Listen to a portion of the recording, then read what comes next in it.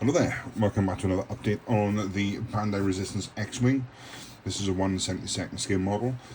So the last time I showed you this, I was in the process of putting down decals and looking at starting some weathering. I have since finished that process and I'm basically in a point now where I'm quite happy with how the X Wing has turned out and how it looks. It's got an acceptable level of grime for its sort of point in my timeline to which I want to tell a story, and I've managed to get the right amount of charring and grime on it that I was really after trying to replicate. So the idea of this particular X-Wing is it is on a scouting mission for the Resistance. It has had to do multiple re-entries into atmospheres, trying to scout for a new base location. The base itself, I still need to construct, so this project isn't done in its complete sense. However, like I say, the main piece of it is, I've just got to work on the scenery. I've got a good idea in mind, but I really want to try and get out of my mind into reality. It's going to involve utilising some scrap styrofoam, stuff that was left over from Christmas, gift packaging, that type of stuff. So still leaning into that recyclable and sort of cheap way to do it kind of thing, which is a theme sort of carrying over from January slightly. Just my issue is time, in terms of being able to spend a lot of time doing one particular thing. There's so many things going on, not just with models but life in general, that I'm pulled in several directions at the same time, like most people, to be fair. So, but build here has come out really well. As I said, this is a combination of the Weathering Pastels by Tamiya, and also for the first time, even though I've had them in my kit for quite some time, Weathering Pencils by AK. Now, I'd said originally that I wasn't going to go for the full sort of effects lent by the instruction kit. I've made a few subtle choices with obviously the colours of the bronze there, and on the back end, I don't know if I told you the story about the bronze paint.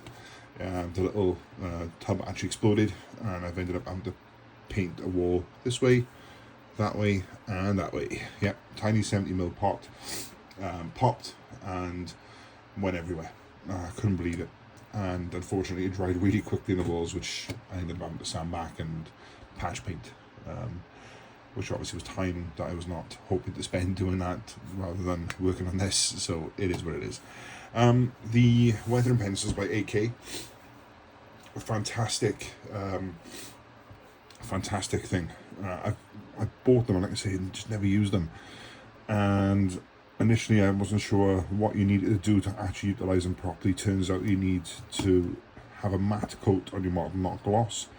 You can literally draw your sort of where the lines on where they want to go, and then you can use a damp brush to activate the pigment, and fantastic. Really, really pleased with it.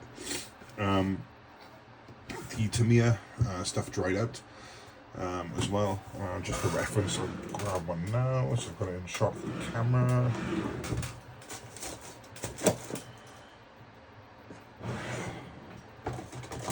There we go.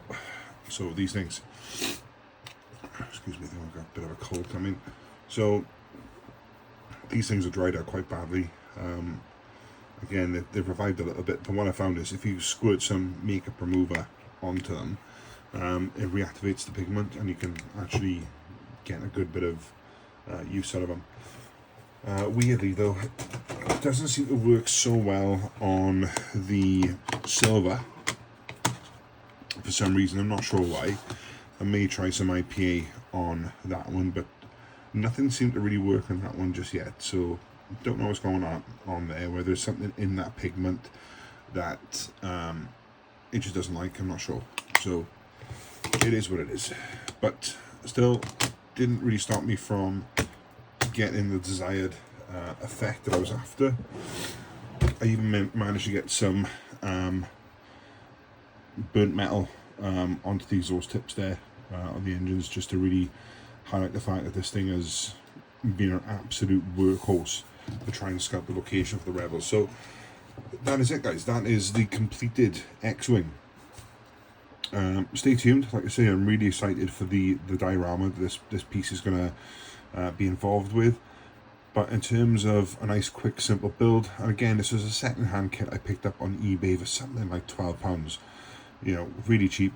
If you buy this brand new, you know, you're looking at spending, well, I'd say £40 to £50 plus in the UK, at least, anyway, because they're not always on the shelf. You've really got to search around for them. But if anybody watching has any leads on good stores in the UK that sell Bandai kits, please mention it in the comments, because I'm always on the lookout for the Bandai kits in particular, because they're just so good to work with. Yeah, that's it. Take care.